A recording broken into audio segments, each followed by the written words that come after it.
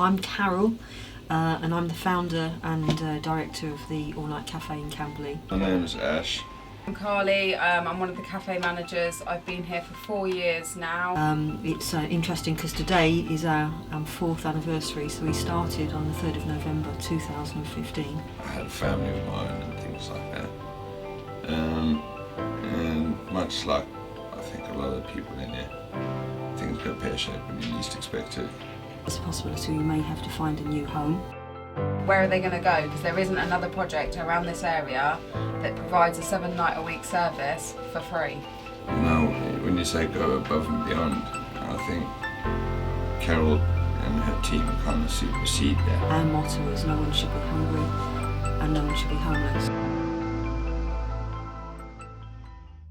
This is a story of an all-night cafe in Camberley, an amazing place where Carol and her team go above and beyond to help people in need. And I'm the founder and director of the all-night Café in Camberley. It's interesting because today is our 4th anniversary, so we started on the 3rd of November 2015, so it's a bit of a celebration. And when we started, it was meant to be probably for about 4 or 5 months maximum. And the reason I started it is I've been doing outreach in the local area and sort of London and so on, and knew at the time locally there were about 23 street homeless people that live locally, well not live locally but were in tents and in the woods and so on. And I asked the Scouts leader Simon if I could use the building. He said yes. First 2 customers were Andy and Anthony, and it went from there. And so within the first 6 months we had something like about 30 odd customers a night, and probably about 40 odd visitors coming to eat with us, and it sort of went from there. So now we have a team of about 60-70 volunteers, and that's stuff behind the scenes, and as well as doing things like the food outreach, we have to wash all the sleeping bags, customers' clothes, all the pickups of the food waste and redistribution. So it's quite a big operation. And obviously the side which is here, which is where people come and eat and people stay over. And, you know, the people that come in and out here sometimes are not someone you take home to introduce to your family. You know, they have stories and pasts of their own, but everybody's equally accepted here. You know, we become family here because we all share the same kind of problem, which is homelessness. You know, homelessness can come from many things, can't it? It can come from financial poverty, it can come from substance misuse, it can come from abuse, it can come from many places. And I think, you know, an awareness needs to be raised more. You know, more needs to be done for those that are out there, because not all of those on the street or homeless or in need, if you want to call it that. You know, some people aren't actually on the street; they just can't afford to look after their families anymore. You know, or that it's imperative that places like this are recognised and supported. The all-night cafe shift around 140 tonnes of food waste in distribution a year. They don't just excel under the roof of the Scout hut, they also supersede this and travel around the local area to transform people's lives that are struggling to provide for their families. I'm one of the cafe managers. I've been here for 4 years now. I saw a post on a local Facebook group about a homeless person. I didn't realise there was a homeless issue in Surrey Heath. Found out about the project and came along and have been here ever since, and obviously progressed to become a manager. What I do a lot of is food outreach for families where they've got a home but they're struggling to feed their families. So with all the food waste that we get from different supermarkets, Marks and Spencer's, Nando's, Tesco's, Waitrose, I replenish it and put it into boxes and go and deliver it to families. And at Christmas we obviously get a lot of food waste, so we will go to places that we know, blocks of flats where people don't have a lot, and just knock on their doors. And that time when that family didn't have no turkey. Yeah, They didn't even have a turkey, did they? Didn't even have a turkey, and we gave them a turkey, and she cried at the door, didn't she? Because she could give her children a Christmas dinner because we gave her a turkey. Just things like fruit, for instance, that we take every day, and I give it to children and they're like, what is this? And it's like, it's a strawberry, and they may never have seen a strawberry, you know, so it's quite rewarding to do things like that. From major supermarket chains, Greggs, Nando's and KFC. So we get a lot of requests from local families that don't have much. So a guy called Ash has just come in, and we're doing some meat, and we'll do some fresh stuff and bits and pieces for him. Yeah. We get in loads of deliveries of products like tins and packets of things, and we need to put the dates on them to say when they're going to run out of date. And then at the moment I'm just organising it all, because it's a lot easier if you have everything in its place, so you can just grab it when you need it for cooking all the meals for the homeless people. Each day, the All Night Café welcomes sometimes over 30 plus people from a variety of ages and backgrounds. The more they attend the cafe, the more the volunteers learn about their lives and their story. The All Night Café encourages people to share their stories with others to create a bond they didn't know existed. I met Carol. She's the boss here, and in the park with her dogs.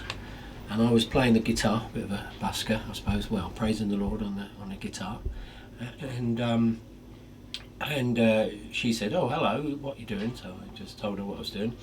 And since then, I found out looked on the internet, found out about the All Night Cafe, and I thought, that's strange in a scout hut. But it looked so big on the internet, and so I thought, oh, I'll that's really interesting. And a couple of my friends, we meet on Sundays and we go around different places and do different things. And I live in Farnborough, and there are a lot of homeless people. And it's on my heart quite a lot about being able to do something to help them. Feel so helpless, really. Try and talk to people and like that. So coming along, the first time we came along, it was really good, because just like you've been here today, just taking in the atmosphere. I remember the first time I came here, it was amazing, because everybody sort of made me welcome. I knew Carol, I don't think she was here when I came, and just sat and talked, had a cup of tea and talked to people. And then at the end, someone discreetly took me aside and said, "Look, I hope you don't mind me asking, but have you got a bed? Do you want a bed for the night?" And I said, "No, I'm okay, thanks." And I thought that was really good, really tactful, sensitive. Had a meal, been welcome. That was the first time I was here, so that's what I get from it. It's really good. It's a service. This project is extremely crucial not only to the visitors but to the volunteers too. The cafe gives visitors a safe space to stay and gifts them with hope that there is help to guide them through this stage of their lives. Volunteers feel strongly about the homeless and are there to do whatever they can do to help tackle this ongoing issue. A threat has been issued to the cafe, which is devastating to somewhere that is attempting to help this national crisis. We've had some challenges with the lease recently, so there's a possibility we may have to find a new home. And we're just talking to solicitors and the MOD that actually own the land of where we are, and the scouts who own the building. So we're trying to think about how we could continue staying here, or find somewhere else where we can continue, but we're not going to give up.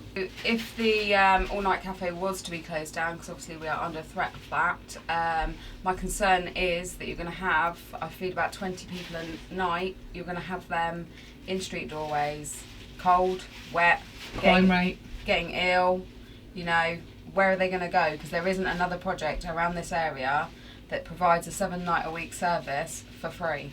And so if you ask if the place goes, well, just really sad. And it's been difficult because they haven't been able to put people up, church halls and soup kitchens, things like that. And the young people get cared for often. I won't mention names, but there are organisations that help young people, and that's great. But when people are a bit older, it's sort of, they've had their chance, had their time.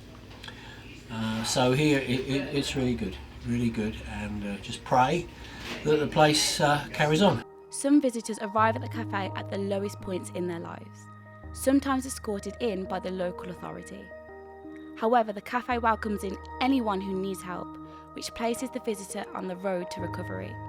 Ash is a prime example of how the cafe has literally transformed his life. Things go pear-shaped when you least expect it. No one's above it.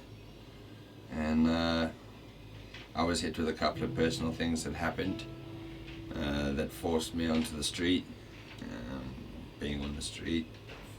Basically, I developed a nasty habit to certain substances and things like that, and it went from bad to worse. I started stealing to support my habit, getting in trouble with the law a lot.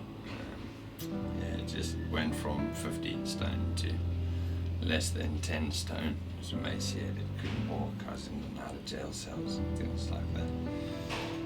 My family had filed missing persons reports, so on and so forth. And one day I had a dream that basically kind of forced me to make a choice, and that was, to choose to get well again rather than allow my circumstances to become something that would typically end my life.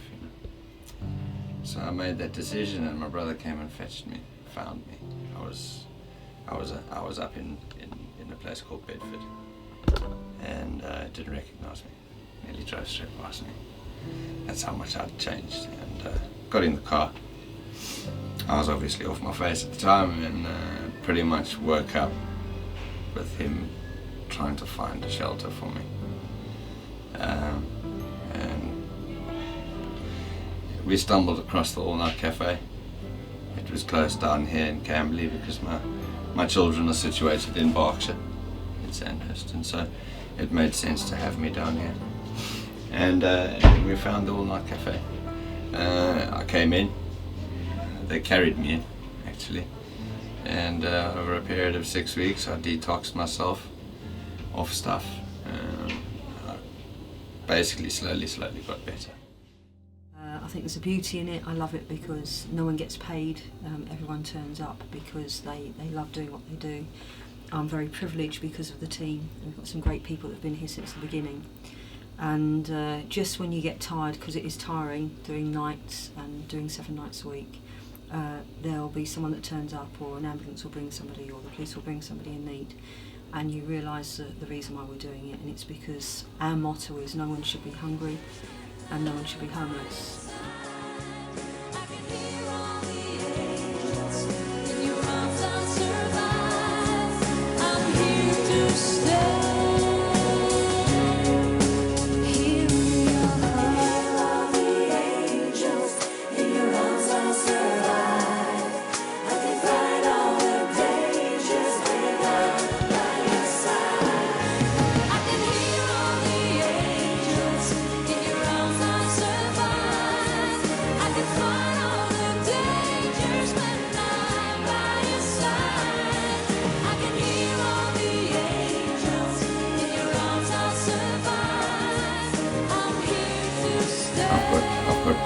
Somewhat a portion of my old life back, but I have myself back, which is, when you say go above and beyond, I think Carol and her team kind of supersede that. That's, you get people who do that on a daily basis without knowing it. These people do it every day because they want to, I'm living proof that it helps.